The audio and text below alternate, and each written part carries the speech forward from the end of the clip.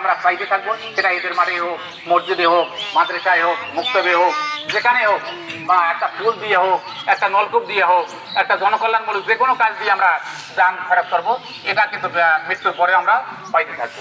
2 নম্বর হলো ওয়ালাদান সালেহান, যেটার যথেষ্ট অভাব আমাদের জন্য, আমাদের যথেষ্ট অভাব এটা মানে নেক সন্তান। যে সন্তানগুলি আমরা আজকে প্রতিপালন করতেছি, যে সন্তানগুলি আমরা আজকে মানুষ করতেছি, এই সন্তানগুলি যদি অকাম কুকামে লিপ্ত হয়, এই সন্তানগুলি যদি তাদের জীবনটাকে মোবাইল ফোনের মাধ্যমে নষ্ট করে দেয়, তাহলে মৃত্যুর পরেও আমাদের কিন্তু শান্তি নেই, মৃত্যুর পরেও আমরা এর বদলা পাইতেই থাকবো। এই জন্য ওয়ালাদান সালেহান নেক সন্তান আমাদের খুবই প্রয়োজন। আমি দীর্ঘ 1 মাস তারাবি পড়াইলাম। আমি প্রায় দেখি আজকে হয়তোবা তারাও এখানে উপস্থিত আছে, দুঃখজনক হলেও আমি একটা কথা বলি, সেটা হচ্ছে সাবধান করার জন্য সন্তান আমারও রয়েছে, আমারও তো একটি সন্তান। কিন্তু আমি এই জন্য বলতেছি, আপনারা কিন্তু আমাদের সব আপন লোক। কারণ সুদীর্ঘ দিন থাকি, মুরব্বীদের থাকি, অনেক মুরব্বীরা আমি যখন দাঁড়িয়ে যাই নাই, যখন আমি ছাত্র মানুষ, ফাজেল ছাত্র, তখন মুরব্বীরা, এই গ্রামের মুরব্বীরা আমাকে এনেছে।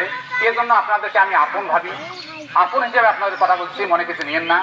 যে আমি প্রায় দেখেছি ওই হাই ভাই ছেলে একটা ঘর দিতে, ওখানে কয়েকটা ছেলে বহু রাত পর্যন্ত তারা এই মোবাইল চালায় আর বিভিন্ন ধরনের অশ্লীল কথায়। একদিন রাগ হয়েছিলাম, অন্য ছেলেদেরকে বলছিলাম এই ছেলেটা কার এত খারাপ কথা বলে, কিন্তু কেউ আর জবাব দিতে সাহস পায় নাই এবং ভয়ে জবাব দেয় নাই। সে ছেলে কিন্তু এখানে আসছে। আমি দুঃখজনক মনে করি যে এই ছেলেগুলোকে আপনারা যদি মানুষের মতন মানুষ না করেন, তাহলে মৃত্যুর পরে যা কিন্তু আপনারা পাইতেই থাকবেন। কারণ দুনিয়াতে কেন, আর মৃত্যুর পরেও আপনাদের শান্তি নাই।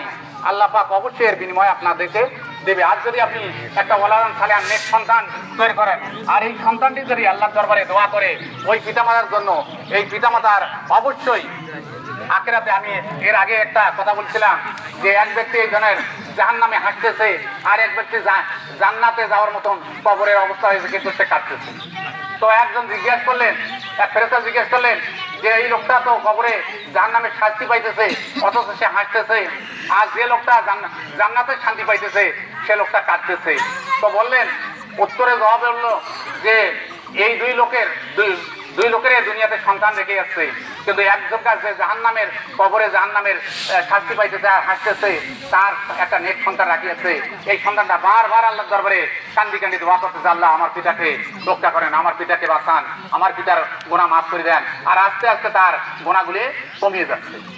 আর যে সন্তানটা, যে লোকটা জান্নাতের সুসংবাদ পাইতেছে কবরে, সে কাটতেছে। এই জন্য কিছু বদ সন্তান দুনিয়াতে রেখে যাচ্ছে, তারা এত আকাম কুকাম করতেছে, তার সম্পদ দিয়ে জুয়া, মদ, যাবতীয় নারীবাজি সব কিছু করতেছে, আর তার বিনিময়ে তার কবরে আসতে আছে।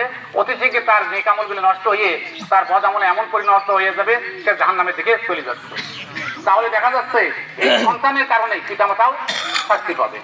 এই জন্য আসুন, আমি অনুরোধ করি আপনাদেরকে, আপনাদের সন্তানগুলিকে লক্ষ্য রাখেন। কারণ আল্লাহর নবী সর্বপ্রথম যে দাওয়াতি মিশন চালিয়েছিলেন, সর্বপ্রথম দাওয়াতি মিশন তার নিজের লোকদেরকে চালিয়েছেন।